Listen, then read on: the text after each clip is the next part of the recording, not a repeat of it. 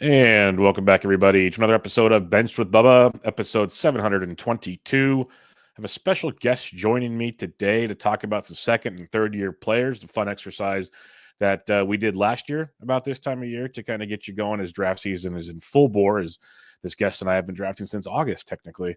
We got a lot of fun there. But first off, you can find him over at rotowire.com as the lead prospect analyst. He's a senior editor, and he does the weekly Wednesday podcast as well as some other ones from time to time. You can find him on Twitter at RealJRAnderson. James Anderson, how you doing, my friend? Doing great, Bubba. Always love talking baseball with you, and it's that time of year, so good to be on. Yep. Good to switch roles. I joined you a couple weeks ago. That was a blast, and now we can do it this way. And before we get going, I know you've just dropped another top 400 and some other stuff over there. Let everybody know what you got going at RotoWire, because I always say I've been a member there since I was in college. So I support what you guys are doing over there. That's awesome to hear, Bubba. We've loved the support you've given us throughout the years, and yeah, it's a great time to sign up for your baseball subscriptions.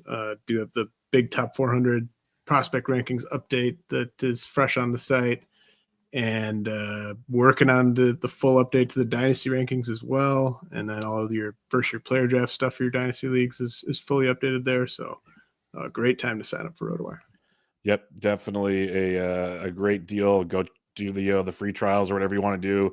It's draft season, so take advantage of it all, and you'll probably stick around. That's all I'm going to say when things are all said and done. All right, let's get into it. I'm going to go down ADP. I'm using ADP from January 1st on DCs for those listening, if you're trying to keep track at home. And I was telling James before the show, I'm not going to go we're not talking LED of the Cruz or Gunnar Henderson or Jackson Churio.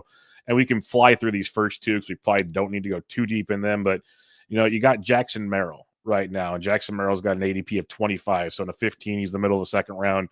We saw an amazing year that kept the Padres in the postseason hunt because of Jackson Merrill. A 2020 type guy. But my question to you is, what do you think his ceiling is for him? Because if we're drafting him at 25, there are other 2020 type players later on. So we're expecting more, I think, from Jackson Merrill. What do you expect from him? Yeah, that's a really good question. And I haven't taken him in the middle of the second round yet myself. Last year was an amazing rookie season. I did not see that coming at all. He was always one of those guys where it was easy to kind of project big power in his future, but it just kind of clicked overnight for him, where he went from being, a really good pure hitter with average power in games to just, he took a jump last year as a 21-year-old. But I mean, 292 average last year. I don't think we should expect him to do that again.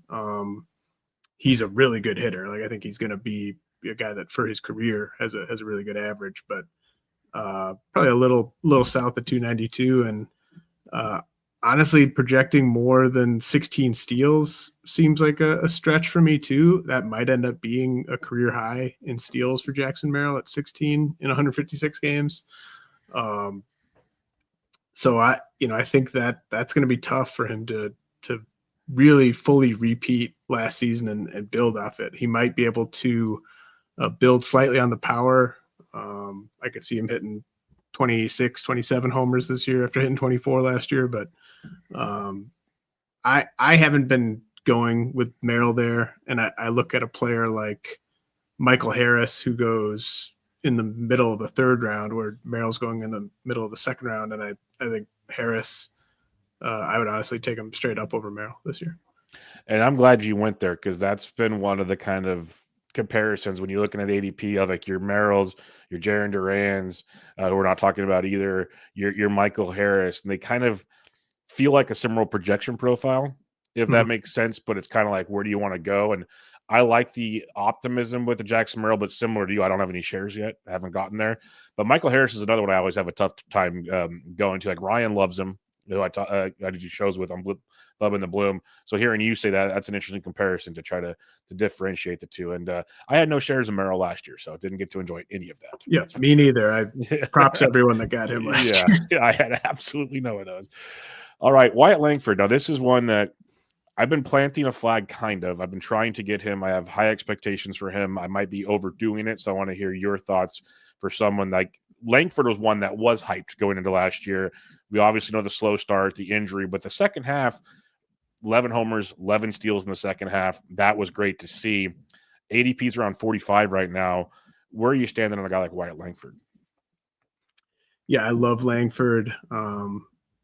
Loved him really since he got drafted, and was banging the table for him last year. Not after the ADP really shot up there. Yeah, I wasn't drafting him, in the 6th round or anything like that. But yeah, I think he's just sky's the limit. I mean, I think he could be a guy who's getting drafted sort of in that 10, 11, 12 range for a good 5-6 year run.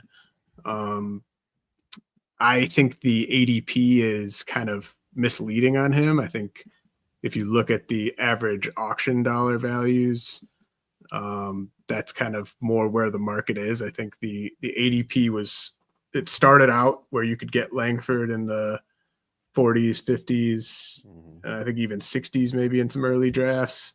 And so the ADP, I think, is a little misleading because now if you go into a draft, there's people that want Langford, maybe in the 3rd round. Maybe they're banking on getting him in the 4th round, but someone else is going to come in and take him in the 3rd round. And then I think when we get into like late March main event season, I think Langford will just be kind of going in the 30s, maybe even in the 20s and in some main events. So the market is moving up on him. I love the player. I hope that I can afford him in some auctions. I hope that it makes sense to take him in some snake drafts.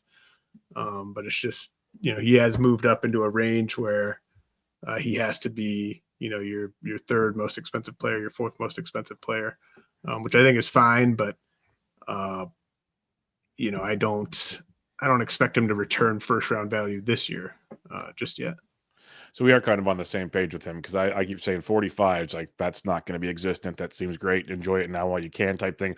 I laugh about in our too early DC, the meatball one. He went in the 10th round to Steve Weimer, ADP of 151 in that draft. Like, what were we thinking in that one? But at that time, he was still kind of in the midst of scuffling. So I think we have a little bit of, okay there. But yeah, I'm with you. I said this is a guy that we could see as a 1st rounder. Like him and Jackson Churio, I have a lot of feelings that are similar on. And Churio's got the ADP where Langford doesn't right now. And that's where it's kind of interesting to me. So I'm trying to. I almost pushed. I did an OC on Monday night. I almost pushed Langford into round 3. I really wanted to, but someone else jumped me on him. So I guess that kind of goes to what you're saying is he is going to be moving up, especially as March comes along. Another player now, if you just look at projections, James Wood and Wyatt Langford have almost identical projections. So that is very interesting.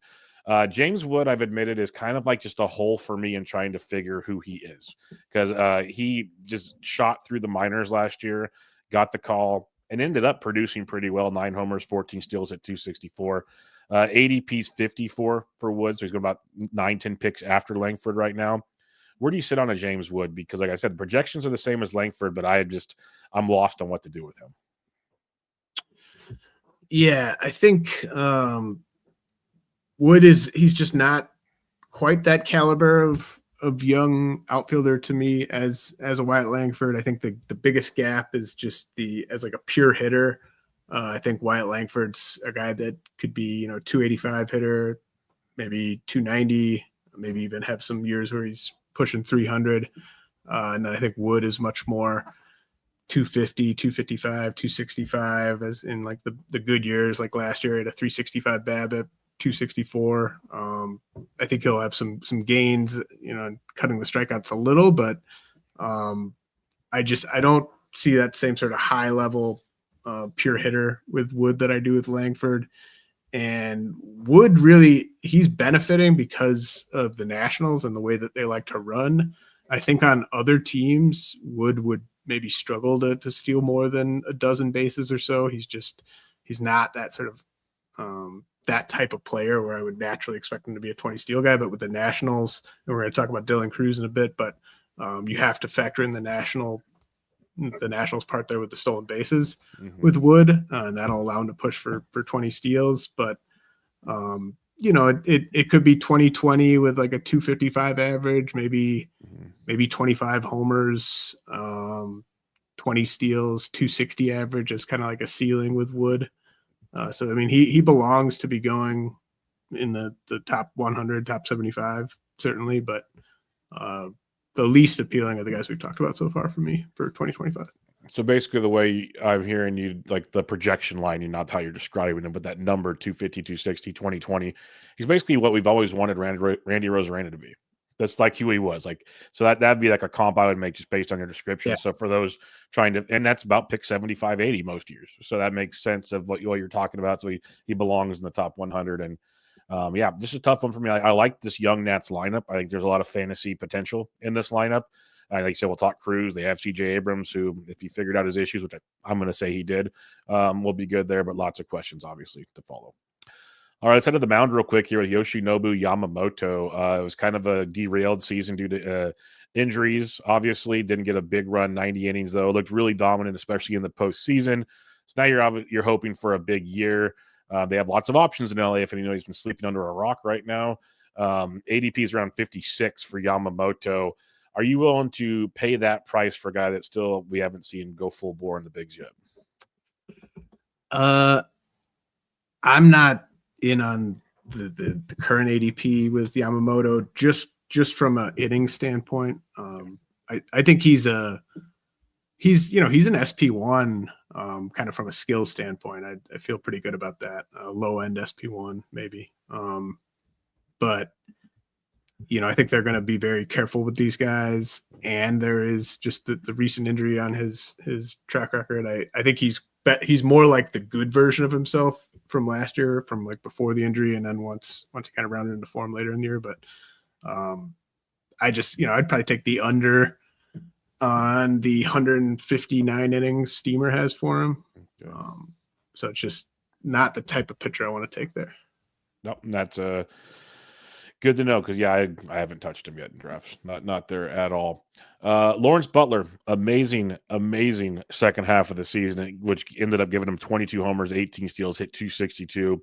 Saw some improvements throughout the minors that kind of gave a little bit of hope, and he just ran with it. Now, and again, he's only 24, which is really, I think some people, if we talked Lawrence Butler, it feels like for a few years. So he feels like he's an older prospect, but he really isn't. 24 years old, but you have to pay the premium. He's a 68th overall right now in January. Are you paying that price tag for a Lawrence Butler? Because I don't know. I guess the way you described James Wood, I could see Lawrence Butler fitting that mold, kind of. Yeah, the price has gone up a lot on Butler. So I haven't actually had the chance to pay this current price. I plan on getting Butler in some of my auctions. Like with Butler and with Langford, I think it's almost easier to get them in auctions than snake drafts, at least for me, because of the types of players I want to get sort of in that same range. But I'm a Lawrence Butler believer. Like I see a massive ceiling with him as early as this year. And like he showed us what the ceiling was over the final couple months last year. So really the only argument against him is just that it wasn't like whatever you want to say is a big enough sample. Like, if you want to just use small sample to say you don't believe it, I think that's really all you can use. You can't look at anything that happened and say, well, like, oh, he was getting really unlucky with this, or like he was dominant and it all checked out under the hood, and he has those raw tools to do that. Like he could be a 35 plus homer guy who steals 20 plus bases and has a high average and high OBP. Like he showed that type of serious high ceiling last year. So I'm definitely more in than out, and it's just kind of a question of how do I make the pieces fit from where am I getting my closer, where am I getting my starters, that type of thing. But I think he's worth the price right now. That's good to know, because a lot of what you said I'm a full believer, because I was in on him last year. I said I saw the improvements and I took the discount on Fab and ran with it. to me, but what you said there is I haven't been able to draft him yet because of where I'm taking people in a snake. So it's been challenging because you can't, like, we always say, yeah, we want this guy, this guy, this guy, but you can't get them all. It's just never going to happen. Whereas in an auction, like you mentioned, you got your type of player, you can get so many, and then you can go dollar days or whatever you got to do to make up for these differences.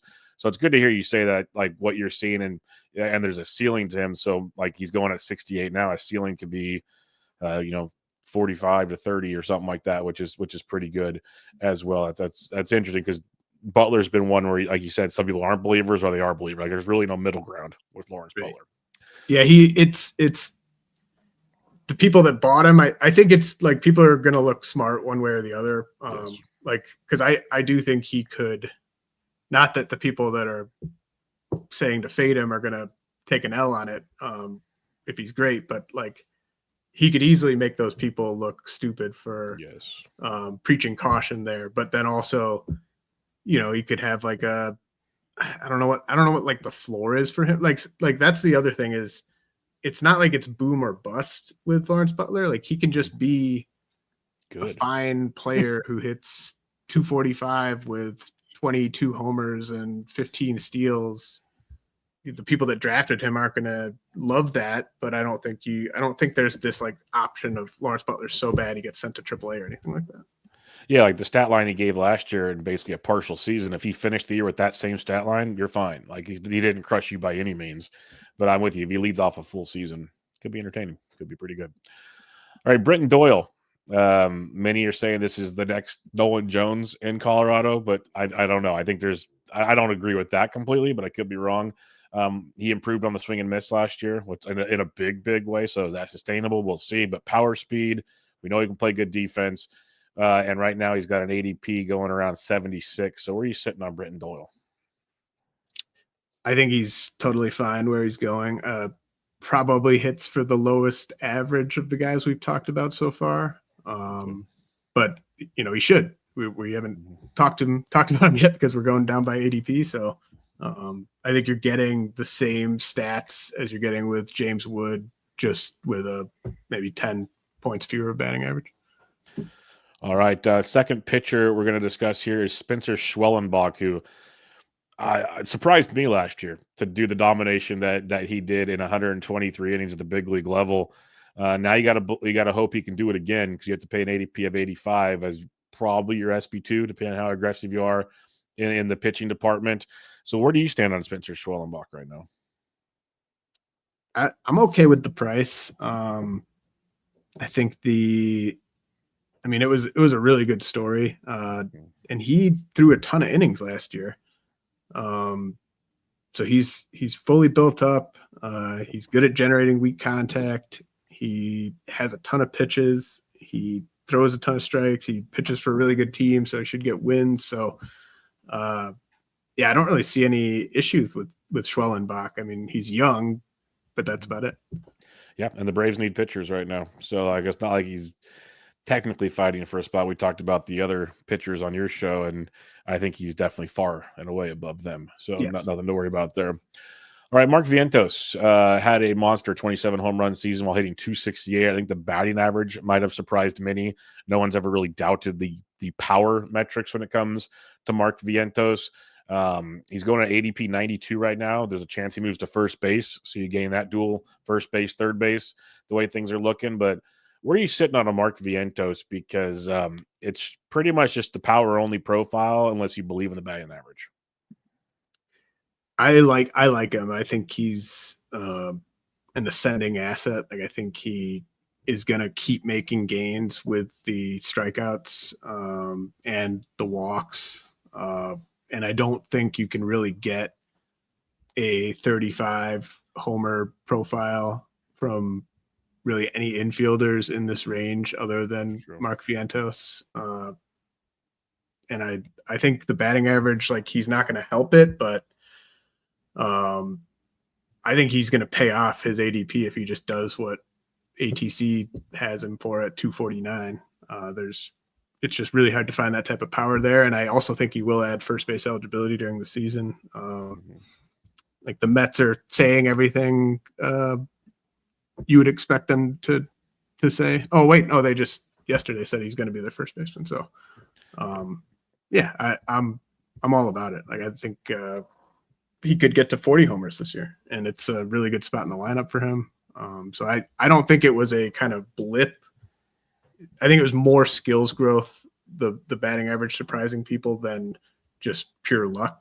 And like I don't see him regressing to like 225 this year. So just that amount of power outside the first few rounds, it's tough to find. Very, very tough to find. I agree with you there. He's got that kind of, and I'm not trying to pick on him because it's his teammate, but it's a Pete Alonso like stat line essentially. If he can get to 240 ish, and you're getting him a lot later than you usually get Pete Alonso. So that's why I love the idea of Mark Fuentes. You just got to build your team accordingly as you're doing that. Jordan Westberg was having a really, really strong rookie campaign before an injury derailed that, but over 107 games, we saw 18 homers, 6 stolen bases while hitting 264. He has second base, third base with that MICI, which is always nice. Eligibility, ADP is around 93 for Westberg, and he looks like he's cemented back into the lineup, even though there are other options in Baltimore. It's his job to lose, essentially. So are we back in on Jordan Westberg at that price? Oh, yeah. We're going back to the Jordan Westberg well this year. He was a lot of fun to have last year, and the position eligibility is great. The corner middle. And he's just a great standard roto piece. He's going to hit for a pretty high average, even if the OBP isn't amazing, and just put a bunch of balls in play. The walls coming in Baltimore should help Westberg in the power department, although I think he was destined to tap into even more power this year anyway. So love Westberg. People know about him. I mean, he's not cheap, but he's just a really useful piece to have, especially with the eligibility. I like hearing you already believe there was more power there, because I think that's always the question I have looking at him, is how much power does Westberg have? So the fact that he can get into a little bit of more power is very, very nice to hear, because that ups that profile a lot to me, because otherwise it was kind of just a good batting average, run score, steal some bags. You throw some more pop out there. That's pretty nice.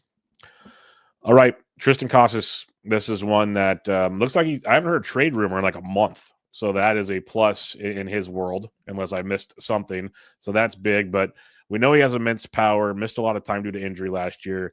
ADP's 125. He goes around like the Vinny P's of the world and some other first basemen.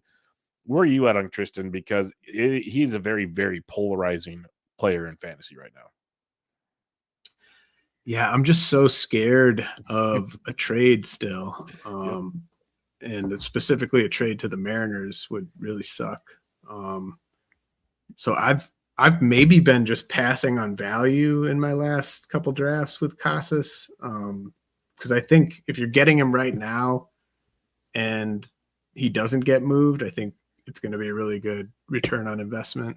But I just look at that roster, and it's like they're not going to be able to get someone to take Yoshida without taking a ton of the money off of that deal. So like Casas seems like the obvious piece to move if you're trying to clear a spot. So that's my only drawback there. But first base is just a wasteland, and he's got upside, and I think he's got floor. Like, do you view Casas as like a significant injury risk? I guess he's like he's maybe slightly elevated because he's just so big and he's missed time, but like I think he's pretty safe if he stays with the Red Sox. Yeah, I don't consider it the injury risk part. What you started out the whole description of Casas is where I've been the entire offseason. I have 0 shares because I have no idea what to expect from him, where he's playing, just because there's so many rumors of. It felt like they didn't want him on the team. Like, we don't want you here for a while there. And that's not what you want to be targeting, as we already do enough dumb drafting to begin with early. Like that there's going to be so much turnover. If I'm hearing a team say something, I'm like, okay, well, let's just turn that off. And again, this could be me doing something on the other side of the dumb spectrum. I should just take advantage of that. And I'm with you, because like I haven't drafted them, and I look at it because first base does get real rough. And it's usually after like this little tier, it gets really, really bleak in your draft room. So it's a tough one. Yeah, I got nothing there. I'm not worried about the injuries with him. It's more of, is he in Boston? And if he is, I think you're right. This could be a potentially really good pick at 125. That's round 10 in a 12 teamer. That's like round 8 or so in a 15. Mm-hmm. That's pretty darn nice if he does stick around there. It's just, I think as we get closer to spring training, I might be more interested in taking that pick type situation. Yeah, I'll be interested to see how much the price moves up like the closer we get. Good point. Because, but then it would be hilarious if he got dealt like midway through spring training. But that would be just par for the course, everybody. That would be it for sure. But I'm with you. Like his price tag, I have a feeling we're not the only ones thinking like, where's he going to play? Where's he going to play? Because everyone drafting really early are usually pretty sharp guys that have their fingers on most of the pulses. All right, Pete Crow Armstrong, fun player to discuss here because 10 homers, 27 steals last year, 237. Up, down, he got yo-yoed for a bit, but finished the year looking much better at the plate, I'd say. Much more like the quality of contact looked a lot better. ADPs of 133. This seems like one of the, at least for me, one of the bigger differences in potential that depends on who you talk to with PCA. So what are your thoughts on PCA? Because I could see taking the gamble for the upside he brings.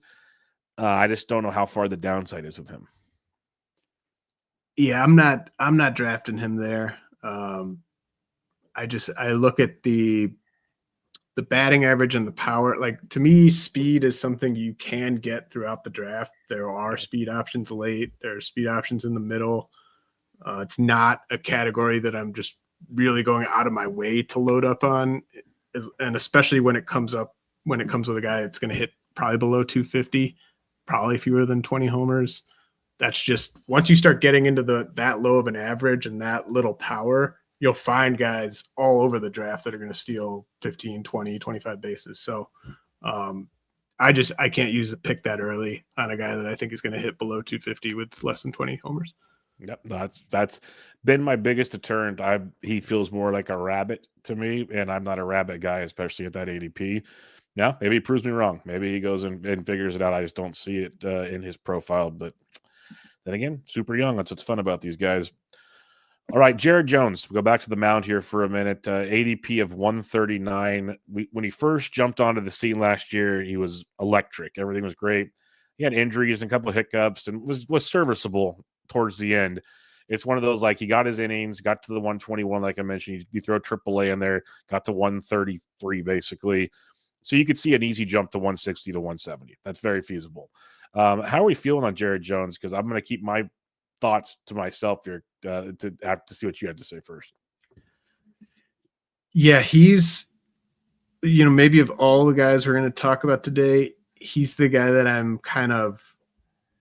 still sort of on the fence on for 2025. I was all about Jared Jones last year. That was one of my better calls last year. But at the same time, part of what I loved about him was the price. And I knew the risk was high of injury then because of his age, his stature, how hard he throws. The injury risk to me is only elevated now after him coming down with the injury last year. So it's just, I see like Jared Jones, I think could be a top 10 pitcher in baseball. And I see, a chance that a greater chance that he gets like Tommy John surgery early in the season or in spring training than with most of the pitchers that are getting considered in this range. So I'm really torn on it. I love the pitcher. I think that if we just get 165 healthy innings of Jared Jones, he's just going to put up ridiculous numbers. But I do see some elevated injury risk there just because of all the factors I mentioned. Okay. So yeah, you're on a little bit of a different spectrum than me because I was all out on him at the start of draft season. And as we go on, I look at different pitchers, and I'm trying to think of potential like upside plays. Like you said, if he throws 165, it's nuts. So I've been starting to go, okay, as my SP3 that has definitely SP2, if not a potential like backside SP1 potential in that arm. I've been slowly taking him here. I haven't forced the picks on Jared Jones, but I've actually started drafting him once in a while. Yeah, I support that approach, and I think I want, like, where I'm kind of leaning is I want him on maybe like one of my big money teams. There you go.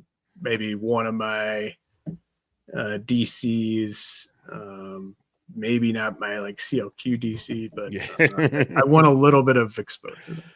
Yeah, like to me, like in a 12-team OC where you're looking for a ceiling play, like Jared Jones feels like that guy. Like Jared Jones is a great online championship pick. Yes. Yeah, because if he gets hurt, like TJ, just drop him. Who cares? Is what it is. So that's where I've been kind of focusing my attention because I play more 12s and 15s, and I'm starting to turn my brain onto Fab more than just doing DCs at this point in time, and that's where he's starting to be a little more appealing to me right now. All right, Dylan Cruz, you mentioned him earlier. The hype train was real on him last year. Got a cup of coffee, 218 average in 31 games, but he showed glimpses of something good. And we know the minor league numbers are pretty solid. ADP 138 right now, so you're not paying technically a premium if you believe in him. So what are your thoughts on Cruz? Is he another kind of PCA, or do we have higher expectations here?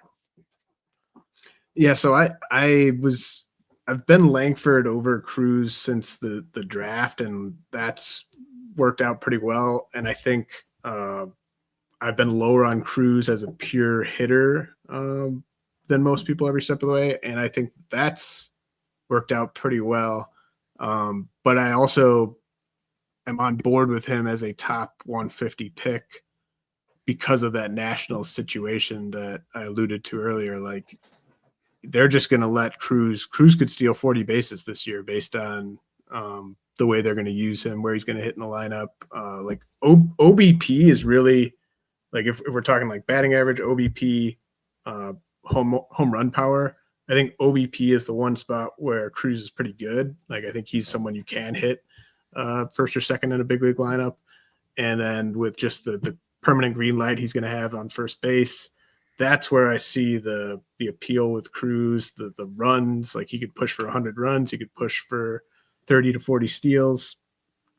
But I don't think it's going to be that great in terms of power or batting average. And, the projection systems don't. And you don't necessarily have to pay for that as long as you're kind of forecasting 35 steal speed. That justifies the pick. But I do think he'll hit for a higher average than PCA. And I think he'll get more runs, more RBI than PCA. Yeah, no, I'm with you there as well. Like, I'm leaning more, especially for the ADP gap. You get about 30 pick gap there as well, which is pretty nice. And and the Cubs offense is good, but I'm very, very optimistic on what the Nationals are putting together, at least in the top half of that lineup. All right, Mason Wynn, shortstop, St. Louis Cardinals, 15 homers, 11 steals, 267 average last year. Looks to be the leadoff man this year, which could boost some of those counting stats. ADP of 161. He's doing the whole I'm working out to get better speed conversation that came out recently. Take that for whatever grain of salt you wish. Where do you stand on Mason Wynn? Because it feels like after this pocket, it's like Wynn, Pena, Swanson, massive drop off at shortstop ADP once again. Yeah, I'm kind of annoyed at Mason for saying, I think he said he wants to steal 30 to 40 bases. Yep. I did not appreciate him saying that because I sort of thought that he might do that anyway. It just kind of seemed natural, like just given his pure speed, given what he did in the minors, given that the Cardinals are kind of going with this youth movement. It just seemed like a natural progression in his game to become more of a threat on the bases. And I also think it's just going to be a natural progression for him at the plate, tapping into a bit more power every year over the next few years. So I just absolutely love Wynn this year. Think he's going to hit for a higher average than those guys you mentioned, like Swanson, Pena. Power, I think at worst it's going to be about the same, and I think there's growth potential there, and I think he could steal the 30 bases with a bunch of runs. So big fan of Wynn, and the big part of it for me is just the batting average combo with the playing time and the power speed sprinkled in. Yep, it's great to hear you say that because I've been pounding that drum, and to hear like more of a prospect guy mention it. Matt Thompson got me onto him a couple of years ago on one of my Cardinals preview show, and they said a lot of the same things you said. Is it's like, okay, he's going to come up early, do his thing, but each year, like, he is eventually going to have more power than people give him credit. Like, it's going to grow type thing. My comp I've been making this year, and ADP is a little different than last year, but I'm like, he's this year's Zach Neto to me. Like, we're going to get a 2020 Mason Wynn with a good average. And I know you like Neto as well, at least before the injury really set things back. But yeah, and leading off could just give more runs. Like I think there's so much to like with Mason Wynn. So to hear you say that is just good and bad at the same time. Colton Cowser, a guy that looked like he had the rookie of the year locked up at one point, then kind of went in a slump, still finished with 24 homers, 9 steals, 242 average. ADP is close to 170 right now. He's a guy that I like. I don't see anything wrong with him, but it seems like in drafts, I just somehow just go right past him most of the time at that point of the draft. Where are you sitting on a guy like Colton Cowser?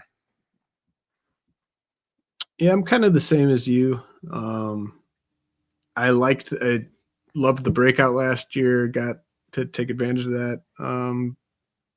But I think there's a bit of a risk that if he's ever scuffling at all, like he could be sitting against lefties. And they've just, they've got like Heston Kierstead sitting right there. I don't think it's likely that this would happen, but like, I guess, it's possible that just given how much Cowser strikes out, like he could get cold enough where he's actually losing time to Kierstead against righties. I don't think that's going to happen, but it's just like looking for ways that this could go bad. I don't think we can just assume Colton Cowser gets 575 plate appearances. And then there's another guy or two that we might talk about coming up where I just see the price on Cowser and I look at some other outfielders that also come with maybe a little bit of platoon risk and aren't going to hit for a super high average. And I see guys I think are similar later. So I like the player and I don't think it's necessarily a bad pick, but I see ways that it could go wrong. If the player you're talking about also wears orange and black and resides on a team I enjoy, then yes, I'm with you on that as well. Yep. Shane Baz, or Baz, I always screw that up. I apologize. This one I have not been able to draft. Like I know how good and I should be more interested because he started out there kind of, babying him and getting his innings back up for good reasons. By the end, he was looking really, really solid, getting closer to 5 innings to start, but it's still the Rays. So I don't know if they let him really get going anytime soon coming off TJ and whatnot. And you got to still pay a price of 178. So it's not a premium, but to me, I want more, certainty at that time still. So I haven't done it yet, but I know the talent's very good. So where do you sit on Shane Baz? Yeah, he's kind of in that Jared Jones grouping where I wouldn't mind having one share on an important team, but I don't think I would want to have a ton. I loved Shane Baz pre-injury. I didn't see quite that pitcher when he came back. He's definitely someone to watch in spring training. Like, how dominant does he look? Because there were times last year where he didn't look that dominant. And before the injury, he absolutely was. Like, he was just that young, just shut everyone down, fireballer. So I don't really have any of them yet, but there is a chance that he's just a really impactful, like SP2 caliber guy this year. Yep. I share those sentiments. I just can't do it at all. Michael Toglia had a nice year in the power department with 25 home runs, even stole 10 bags, but hit 218, and batting average has been a conundrum for Toglia as he's been going through the majors here. A lot of people like him, though, for that power upside he brings, and maybe he develops into a 230, 240 type guy. ADP's 185. I have 0 shares so far. Where do you sit on Michael Toglia? Yeah, I can't do it. I did not. I mean, there was a time when I liked him as a prospect. It was like 3 or 4 years ago. And then he just kind of came out of nowhere last year. And yeah, I don't trust the batting average, even with the Coors. Like, I think you're not going to want to use Toglia away from Coors. Like, you probably have to if you draft him here, but you're going to be looking for ways to bench him whenever they're away from Coors. And I don't want to take a player like that where he's gone. Yep, totally agree. That's why I've kind of just been out on that one. That's why you get your first baseman earlier if you can. Luis Eel, AL Rookie of the Year, and it's one of those he did so well to get the Rookie of the Year, 3.5 ERA. Walks were still a massive issue, and you think if you get the Rookie of the Year, there should be more hype behind him coming into the next year. There really isn't. ADP's 189. You look at projections, they're not like in love with him. It's not bad, but it's not great. There was rumors he might lose his rotation spot because of the depth of the Yankees at one point. I don't think he will, but there are those potentials. So I just want to get your thoughts on Eel real quick because, again, Rookie of the Year going to really not excited in fantasy. Yeah, I mean, I owe Luis Heel for what he did last year. He saved me on some teams, but man, it sure looks like a career year. Yeah, really didn't even fix the walks issue, and still was able to put together that 119 WHIP. I mean, that's gonna have to be a career best WHIP for Heel. Like I don't see him topping that at least anytime soon. And the 151 and 2/3 innings, like I don't know how you can have any faith in him going near that number a second time in a row, just given how hard he throws. And so it's just he's such an obvious regression candidate. I think that's why the price is where it is after what he did as a 26-year-old for the Yankees. I definitely trust the strikeouts on like a per start basis. I just don't trust the command, and I don't trust the durability. Yeah, just the way they started to utilize him down the stretch. Maybe they were monitoring innings. I don't know, but it just felt like they weren't in love with what Eel brought to the situation compared to where they were earlier in the season. His teammate Austin Wells, we saw 13 homers and a 229 average, really disappeared come like September. He was one of the bright spots for the Yanks. Then the postseason wasn't great either. ADP's 201 right now. I like him as a catcher too in a lot of my formats. Where do you sit on Austin Wells? Was the kind of first half of his season the guy we should expect, or is it more the second half of the season? Yeah, I mean, it's probably in the middle. Boring answer, but I think he's fine for like a C2, like you said, especially if you kind of spread out where you take your catchers. Mm-hmm. I think better, more of like an OBP guy than a batting average guy. He's always gonna probably struggle to hit much better than 230. But yeah, the power should be there, playing time should be there. So I think he's a fine second catcher. I generally get my second catcher before Austin Wells. But yeah, I think he's fine for that. Yeah, and I'm with you. I've been trying to go like no farther than like a Tyler Stevenson as my catcher too, if I can, but that doesn't always work out, and you have to kind of adjust on the fly. And Wells has been an adjustment in those drafts.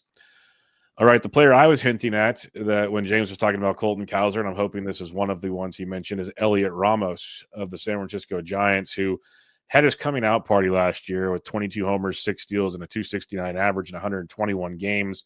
And watching him a lot, like everyone will say I have a bias, but I was very impressed with what he did. Like there was times I wanted him to be like more aggressive at the plate, and then he started walking like crazy at one point. ADP's 211, which to me, I think he brings a pretty good floor with maybe some more upside still at that ADP. James, what are your thoughts on Elliot Ramos? Yeah, I absolutely love Ramos. He was someone I was referencing earlier. What's the difference in what you're going to get this year from Helio Ramos versus Ian Happ? Like, I think that's a great point. Basically, Happ maybe runs more, maybe, but that's a big maybe. Yeah. And then I think if one of those two were to bust out and take it to another level, it would be Ramos. Yep, 100%. So I love it. Like I see floor, I see upside, price is affordable. I love that he bats right-handed, so we just don't have to worry about the platoon issue at all. So it's great. I love the price on Ramos. Yeah, and the Giants do have too many outfielders, and they're not all that good, but they have too many of them. They're not going to bother Ramos unless he really hits the skids. Like he has to really go bad. They're going to run him out there, and probably in a pretty good part of the lineup more often than not. So yeah, I like this one as well. All right. Bowden Francis of the Toronto Blue Jays doesn't strike out many, had good whips, almost added a couple no-hitters, but it's just such a blah profile for me. His ADP is 230. I can't get there because I don't know what he's offering besides ratios, which, hey, as the draft goes on, that's actually beneficial, but there literally is like no strikeouts at times with Brenton Francis. Yeah. I think he is someone you kind of just want to have. If you look at your pitching after the first 10 rounds and you see that whip could be an issue, you're not, you run out of starting pitching that's going to help you out of that jam pretty quickly. So like you'd obviously be looking at a guy like Zach Eflin maybe to help with the ratios in the late 100s. But like if you miss on him, yeah, it might get to a point where you look at Bowden Francis for those ratios. But yeah, I know there's smart people that like him. I know the fastball is a good pitch, and maybe there is a chance for him to take a little bit of a step forward with the strikeouts this year, but hasn't been a target for me. Yeah, same here. There are some smart people that do like him, though. That's a good point. So maybe it pans out one way or another. Another giant here, Tyler Fitzgerald, coming off a 15 homer, 17 steal season while hitting 280, ADP's 236. I'll keep my thoughts out of this for now, and I'll let you have the floor. But what are you expecting, or what are your thoughts on Tyler Fitzgerald? Because he is another guy that's a lot of people have questions on him right now. Yeah, I'm less optimistic about Fitzgerald than I am Ramos. Just kind of a scary profile to me. Like, kind of came out of nowhere to have that really awesome run in the big leagues. Was awesome at AAA, obviously. But the strikeouts and the walks is scary. The breakout at age 26 is a little scary. Just the combination, I see a lot of downside potential, and like I don't think he's like a made man there or anything where they'll give him a really long leash if he's going through struggles. So not a target. Yeah, the stolen bases have always been a thing. His speed's been a Fitzgerald thing. I would never count on a 280 average. I'll never say never, but I would not count on a 280 average because that swing and miss, like you mentioned, is very severe when it comes to Tyler Fitzgerald. The only plus I'll give is they want to move him to second base after Adames signed. They flat out said that. So they want to play him, which is a plus. Now, again, if he struggles a lot, maybe Luciano gets another run or something. There's angles there. But they'll play him. So it's one of those we've talked with some other players. If he can hit 240, he's a 20-20 guy potentially, or at least a 15, like 25 guy or something. So it just kind of depends on your roster build is what I'd say with Fitzgerald, but do not expect what you saw this past year. That's all I keep telling people. Do not expect that at all. All right, Colt Keith, 13 homers, 7 steals, 260 average last year in his first run in the bigs. ADP of 235. Or no, sorry, that was Fitzgerald. Keith's ADP is 252, likely gaining first base eligibility to go with second base as well. Where are we sitting on Colt Keith? Yeah, I'm somewhat interested. The only real drawbacks I see are just how much power are you getting, and then do they sit him against lefties? Because they did sit him a lot against lefties last year. They have they like to use their depth on their bench, and then all the projection systems have him basically for 15 home runs, 16 home runs. That's not what you'd love to be getting out of a guy that's probably not going to steal many bases and is someone you're going to be plugging in at first base. But I think the price is so affordable, and like there's no way he's not going to at least hold on to the strong side of a platoon, right? And he's going to be hitting high in the lineup against righties. So I dig it if I've missed out, and it's more of if I've missed out on some first base targets type of thing. Like I'm probably drafting Colt Keith and then waiting for him to get first base eligibility because of something that went wrong earlier. Like I'm not going to be scrambling for a second baseman at this point in the draft, but like if I miss out on Andrew Vaughn, for instance, I might pivot to Colt Keith there. I like that. And even with the sitting him versus lefties, he still played 148 games last year. So they gave him some chances, at least early on, against them, and they still might because his torque's pretty much in the doghouse, unless that is his platoon partner. So I do like Colt later on. Like I've looked at him as an MI potential play. I don't mind the first base thing you mentioned. He's going to get run, and I think there's more to him as he develops. So at that price tag, I don't hate it at all. A player I have 0 shares of because I have zero idea of what to do with is Jackson Holiday. And I know I'm not alone in this. Jackson Holiday has an ADP around 249 right now. And it was just one of the most inconsistent, throw your hands up what took place last year with Jackson Holiday in the big league level. So where do you stand on him entering this year? Because it's one of those, if you believe the quote-unquote prospect pedigree, that phrase everyone loves, this is a steal. This is a great pick, but I just don't know what to do with him at all. Yeah, I think he's there. You kind of have to take a leap of faith almost with Holiday because his run in the big leagues did sort of tank the projections on him. I think you're seeing him fall in drafts. Like I know he's gone even later than that ADP. Vlad Sedler was texting me about him last night about just how late he was getting him. I think like he's gone as low as 323 in January. Yeah, so I think you gotta just be jumping in and grabbing him if he's falling that far. He wasn't going that low when I was drafting. I haven't done a draft in a while, but like, he might sit against lefties.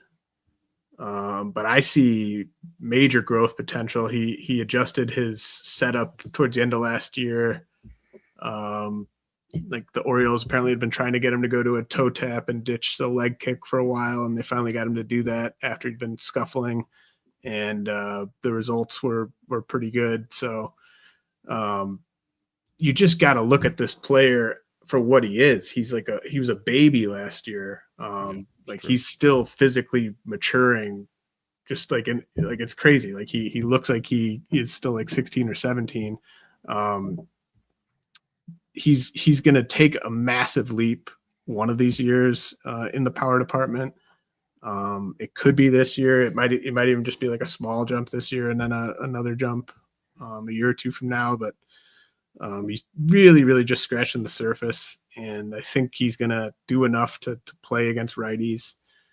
He's going to steal bases. And yeah, I think it's just the projection systems have kind of tanked his price. And I think it's low enough where people should be jumping in there and grabbing him because you can afford to, be a little bit wrong here and it can still be okay. If you're looking for an MI at that point, do you go with Holiday or Keith?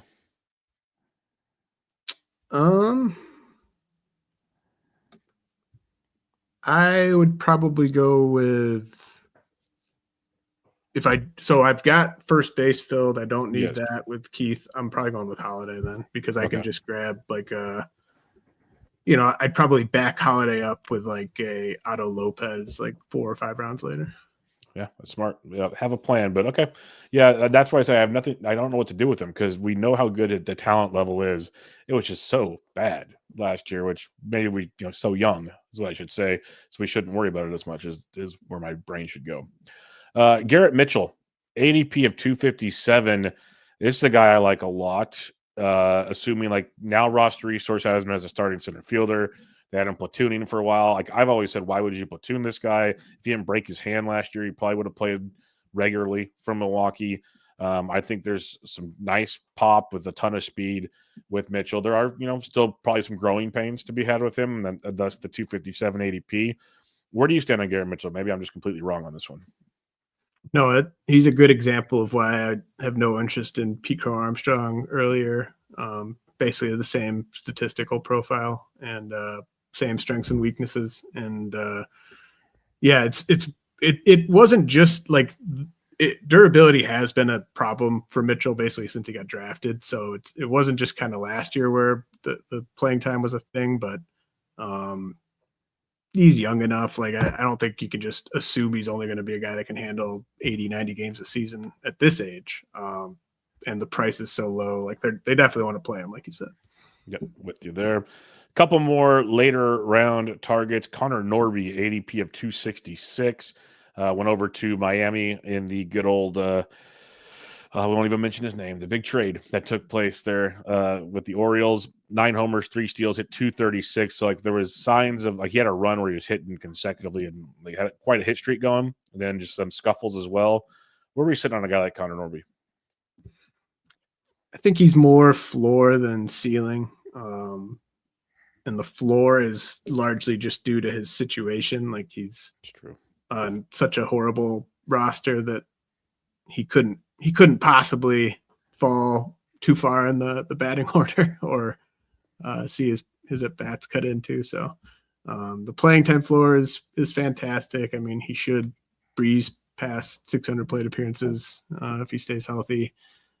But in terms of what he's going to do when he's out there, like I don't think he's going to move the needle a ton in any one category. It's just kind of a compiler that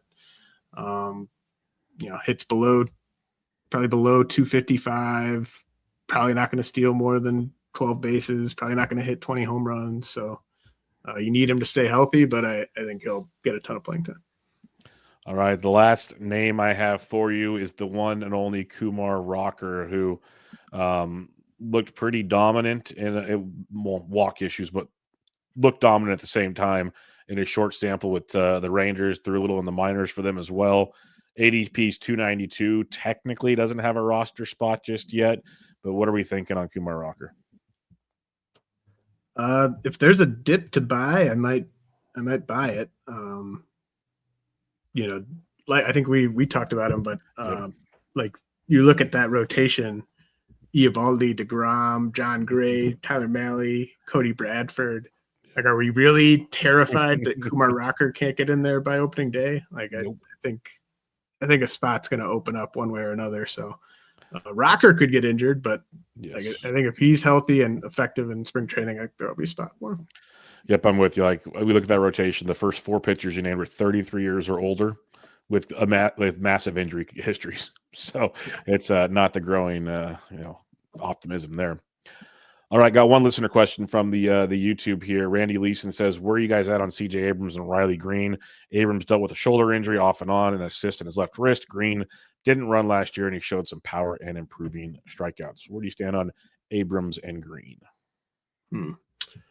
Well, I love Riley Green. You get into that same issue with like Green as with like Butler and Langford, where I might be more interested in an auction just because where those guys go, there's really valuable stuff coming off the board at other positions too. But Riley Green, just incredibly safe, really good hitter. I think the batting average could get even better with him. So don't really have any questions with Riley Green.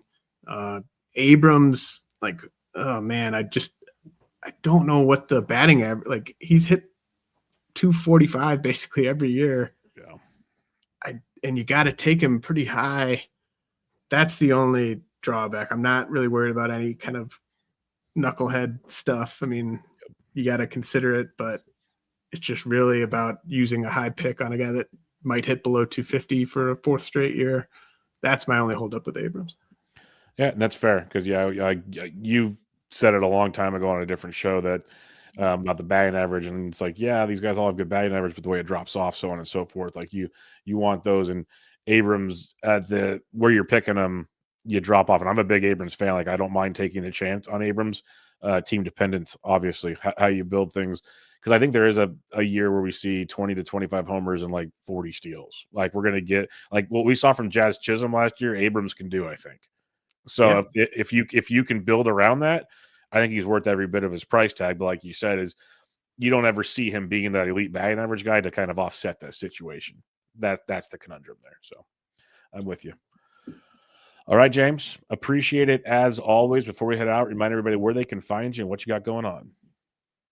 All the baseball stuff is hitting RotoWire these days. So re-up your subscription if you haven't already. Would strongly appreciate that. And if you haven't subscribed before, check us out. Lots of great off-season content, obviously, like I talked about earlier in the show, but like very, very valuable in-season stuff too that you're going to need to win your leagues. Projected starters grid, daily lineups, injury news, all that stuff. So definitely give us a try. Yeah, the weekly starters grid is basically a must. I use that. During the season, I have that page basically up at all times on one of my sheets. It's just to go to Mhm.